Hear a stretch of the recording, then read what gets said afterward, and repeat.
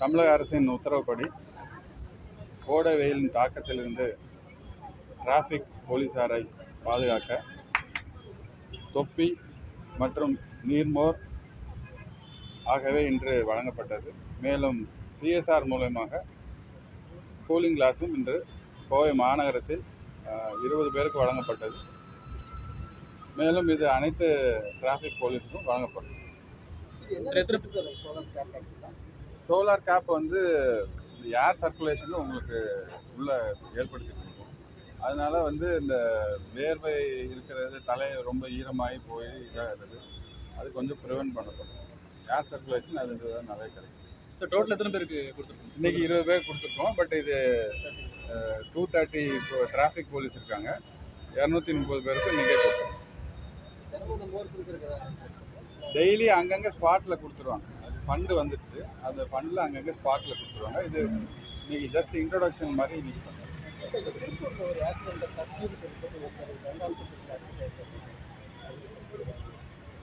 Tiruppur accident நமக்கு வராது. பல்வேறு ஊர்லேருந்து இங்கே வந்து அட்மிட் ஆவாங்க. அந்த கேஸ் அங்கே தான் நமக்கு வராது.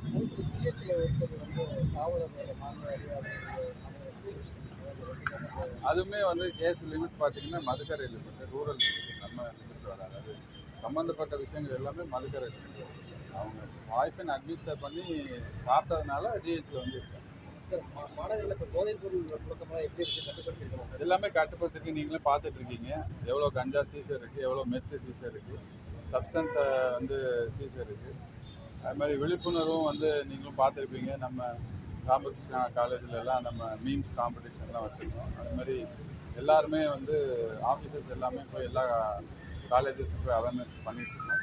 ஸோ வர ப்ரிவென்டிவ் ஆக்ஷன் வந்து நல்லா பண்ணியிருக்கோம். சார் ரவுடிகளோட கண்காணிப்பு எந்த மாதிரி சார்? ரவுடிகளோட கண்காணிப்பு ரவுடிகளில் நீங்கள் பார்த்துருப்பீங்க, 110 ரவுடிகள் வந்து மாநகரை விட்டு 6 மாதத்துக்கு வெளியேற்றதுக்கு நடவடிக்கை எடுத்திருக்கோம்.